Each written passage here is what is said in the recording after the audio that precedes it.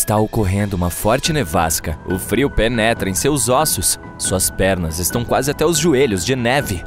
Joe Labello, um caçador experiente, avança pela floresta, cobrindo o rosto contra o vento contrário. Qualquer outra pessoa já teria caído e gritado em desespero, mas não Joe Labello. Ele consegue sobreviver em qualquer circunstância e sempre sabe o que fazer. Neste momento, está se dirigindo a um dos vilarejos no extremo norte do Canadá. Esse pequeno povoado está localizado no lago Anjikuni. Os habitantes dali são inuites, povos indígenas da América do Norte. Joe não come nem bebe há muito tempo. Ele precisa dormir bem e comer uma refeição quente, o que espera conseguir com os hospitaleiros inuites. Por entre as árvores e uma névoa branca, o cara percebe as silhuetas das tendas. A fumaça está saindo de algumas casas. Joe provavelmente chegará a tempo para o almoço. Ele alcança a aldeia e, neste momento, o vento se acalma. A nevasca terminou. O caçador acelera e vai em direção à vila, situada ao longo do lago congelado. É estranho, mas não há habitantes em lugar algum. Provavelmente, todos estão sentados em suas casas esperando a nevasca passar.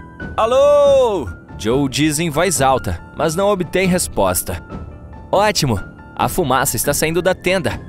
Joe bate na parede, mas ninguém abre. Então bate mais algumas vezes e entra. A pequena tenda está vazia. Todas as coisas estão em seus lugares. Há um pedaço de tecido com agulhas e linhas sobre a mesa. A lenha está fumegando na lareira. Parece que as pessoas acabaram de deixar esse lugar. Joe entra na tenda seguinte e vê o mesmo quadro. Tudo está no lugar, mas não há ninguém. Joe passa pelas tendas e vê um poço onde antes havia uma fogueira.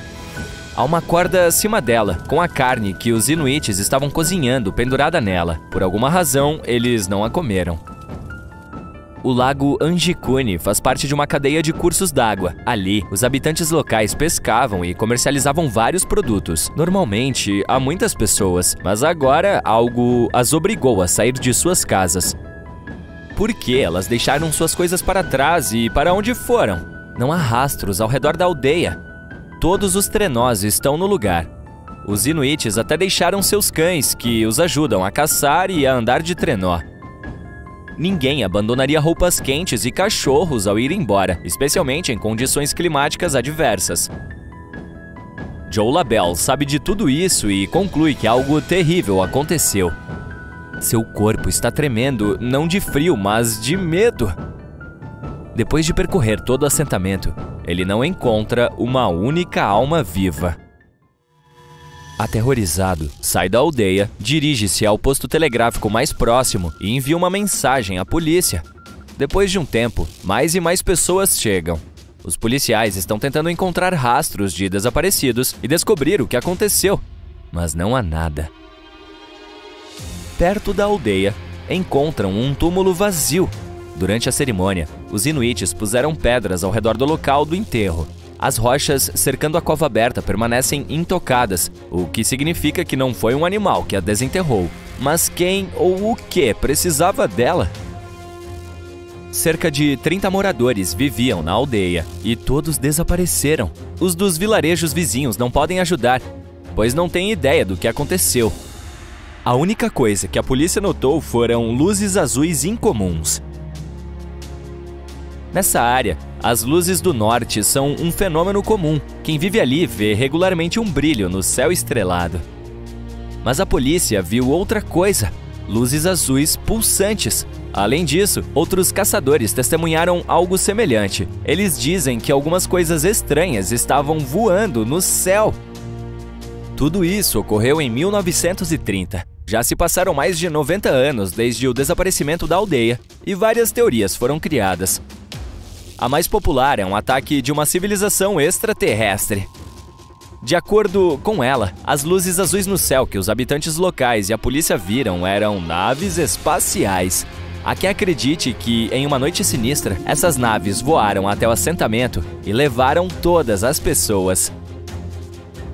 Além dessas versões de ficção científica, havia também outras mais realistas. Os usuários da internet descobriram que Joe Labello não tinha licença para caçar. Talvez ele não fosse um profissional e tenha inventado tudo. Mas naquela época, muitos caçadores não tinham licença, portanto, as palavras de Joe podem ser verdadeiras. Mas se tentarmos descobrir de onde vieram todas essas informações, veremos que as fontes primárias foram livros e alguns artigos de jornal da década de 30. Mas nenhum pode confirmar se a misteriosa história do Lago Anjikuni é verdadeira. Talvez tudo tenha sido inventado. Agora vamos deixar as neves do Canadá e seguir para as planícies quentes da Índia. Nesse grande país, há um vilarejo sinistro onde as pessoas também desapareceram sem deixar rastros.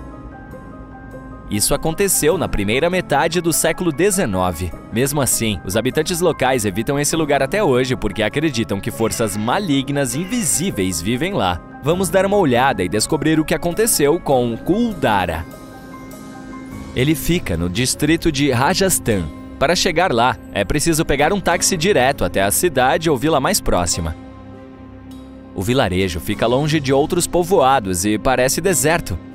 Há apenas ruínas. Parece que os arqueólogos recentemente escavaram esse lugar do chão e o deixaram aqui. Mas essa não é uma cidade antiga. Foi abandonada há mais de 200 anos. Porém, até aquele momento era próspera. Kuldara era um vilarejo grande. Seus habitantes eram, em sua maioria, agricultores. Eles vendiam seus produtos agrícolas. E então, em uma noite, tudo mudou. As pessoas abandonaram suas casas e coisas e fugiram de lá. Ninguém sabe por que fizeram isso e nem para onde foram. Nunca mais os moradores de Kuldara foram vistos. Além dos turistas, quase ninguém vai para lá. Os habitantes locais têm certeza de que o vilarejo é amaldiçoado e um centro de atividades paranormais. Se você perguntar aos de outras cidades próximas ou ler as informações na internet, conhecerá algumas lendas sobre esse local. Uma versão popular diz que as pessoas deixaram o lugar por causa da falta de água. Entretanto, essa versão não explica por que os moradores fizeram isso durante a noite e abandonaram seus pertences.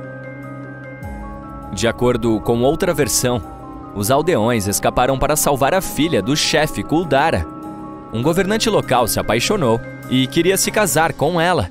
Ele ameaçou os habitantes dali com graves consequências se a moça o rejeitasse e lhes deu um dia para tomar uma decisão. Os moradores discordaram de tal exigência. Como sinal de solidariedade, decidiram deixar a aldeia junto com o chefe e sua filha. Mas se isso é verdade, por que ninguém mais viu essas pessoas? Elas devem ter fugido para outro assentamento. Além disso, precisavam de seus pertences no caminho para lá. As histórias de Kuldara e do lago Anjikuni têm uma coisa em comum: o abandono de um lugar confortável e seguro por um motivo desconhecido. Uma história semelhante aconteceu na Irlanda, em um pequeno vilarejo na ilha de Achill. Cerca de 40 casas simples feitas de pedra e palha estavam situadas ao longo do vale da Baía de Kim. O local foi mencionado em documentos datados da década de 1830 como um grupo de pequenas construções. Hoje, porém, não resta praticamente nada dele, exceto pedaços de paredes e pequenos montes de terra.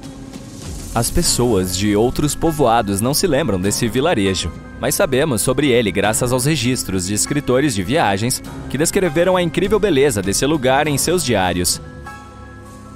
Os alunos da escola de arqueologia local tentaram encontrar as respostas. Eles iniciaram escavações e descobriram que os moradores poderiam ter deixado tudo para trás por causa da fome ou de alguma doença.